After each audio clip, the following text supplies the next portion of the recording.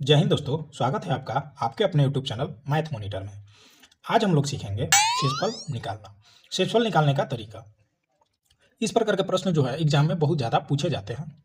शेषफल निकालने से संबंधित बहुत सारे प्रश्न होते हैं, तो मैंने बारी बारी से उन सारे टॉपिक पे वीडियो बनाया है, जिसका लिंक मैं डिस्क्रिप्शन में दे दूंगा।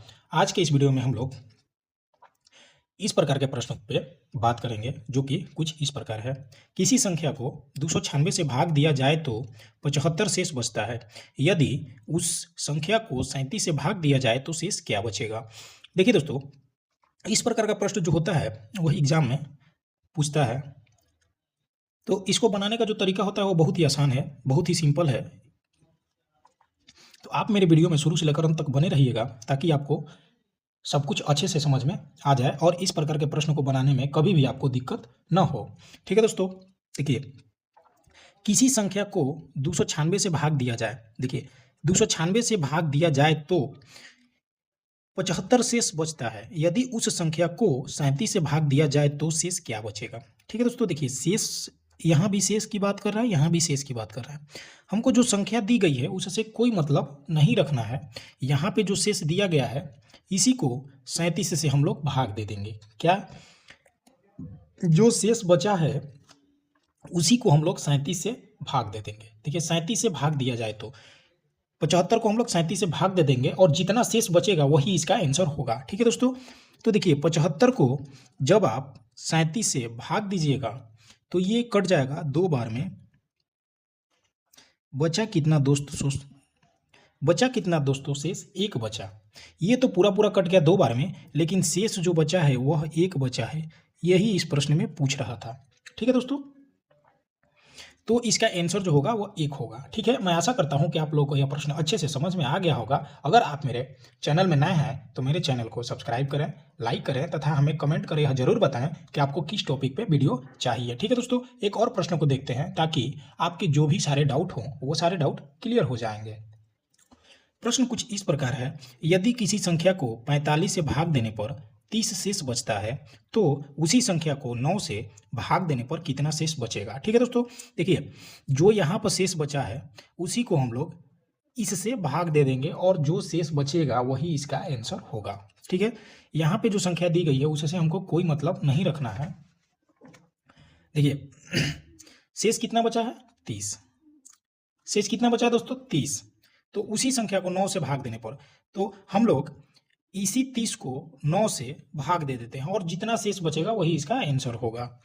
तो 3 बार इसको पढ़िएगा तो ये हो जाएगा 27, ये गया 3 और ये कट गया। ठीक है दोस्तों, बचा कितना शेष 3 बचा है। यही हो गया इसका आंसर। ठीक है दोस्तों, देखिए दोस्तों, एक संख्या को 5 से विभाजित करने पर 3 शेष बचता है।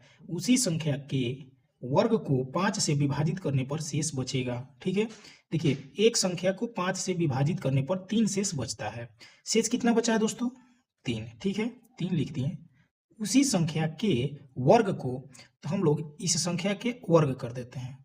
वर्ग को 5 से विभाजित करने पर शेष क्या बचेगा। ठीक है दोस्तों, देखिए जितना शेष बचा है उसको लिखेंगे, फिर उसके बाद उसी संख्या के वर्ग को 5 से विभाजित करने पर इसका वर्ग कर देंगे और 5 से भाग दे देंगे दोस्तों। ठीक है, तो ये हो जाएगा 9 और बटा में हो जाएगा 5। ठीक है, इसको कटा दीजिएगा तो ये 5 एकम 5, एक बार तो पूरा पूरा कटेगा। ठीक है दोस्तों, एक बार पूरा पूरा कट जाएगा, लेकिन बच जाएगा कितना दोस्तों 4 जो है वह शेष बच जाएगा। शेष कितना बचेगा दोस्तों 4 बचेगा। तो ऑप्शन नंबर डी यही हो गया इसका आंसर। देखिए दोस्तों, आप लोग के मन में कहीं अगर यह प्रश्न आ रहा है कि हम लोग इस जो शेष बचता है उसी को हम लोग इस संख्या से क्यों भाग देते हैं, इसको क्यों छोड़ देते हैं, तो देखिए मैं कोशिश करता हूं आप लोगों को समझाने के लिए, क्योंकि आप लोग के मन में मैं कोई भी डाउट नहीं रहने देना चाहता हूं। आपके मन में जो भी डाउट हो उसको मैं क्लियर करने की कोशिश करूंगा। देखिए मान लीजिए कोई संख्या, देखिए एक संख्या को मान लीजिए कोई संख्या है 8। ठीक है, यहाँ पे दिया एक संख्या को 5 से विभाजित करने पर, संख्या पता नहीं है, मान लेते हैं हम लोग की संख्या जो है वह 8 है। इसको हम लोग 5 से विभाजित किए हैं तो यह एक बार में तो कटा, लेकिन शेष कितना बचा दोस्तों 3 बच गया है, जो कि प्रश्न में बोल रहा है कि 3 शेष बचता है। इसको हम लोग यहाँ पे अभी रख देंगे कि मान लीजिए कि वह संख्या 8 ही है। जो बोल रहा है एक संख्या को 5 से विभाजित करने पर 3 शेष बचता है, तो हम लोग मान लीजिए संख्या जो है वह 8 है। इसको 5 से भाग दीजिएगा तो शेष 1 बचेगा। ठीक है, तो देखिए उसी संख्या के वर्ग को 5 से विभाजित करने पर शेष क्या बचेगा। देखिए संख्या यही है, संख्या जो है वह 8 है, इसको इसके वर्ग को 5 से विभाजित करने पर, देखिए बोल रहा है उसी संख्या के वर्ग को 5 से विभाजित करने पर शेष क्या बचेगा। देखिए इसका तो शेष 3 बचा, ठीक है, लेकिन इसका जो शेष है वह 4 बचना चाहिए। देखिए इसका वर्ग कीजिएगा तो कितना होगा दोस्तों 64, और 5 से जब आप इसको भाग दीजिएगा तो देखिए दोस्तों 5 एकम 5, ये हो गया 14, 5 दूनी का 10, पूरा पूरा कटा, लेकिन शेष बच जाएगा 4। शेष कितना बच जाएगा दोस्तों 4 बच जाएगा। ठीक है, तो देखिए मैं थोड़ा समझाने की कोशिश करूंगा आप लोगों को। देखिए मान लीजिए कि संख्या 8 है, उसको जब आप 5 से भाग दिए शेष बच गया 3। ठीक है, लेकिन इसी संख्या को आप स्क्वायर किए और 5 से भाग दिए तो देखिए शेष इसका भी बचा 4।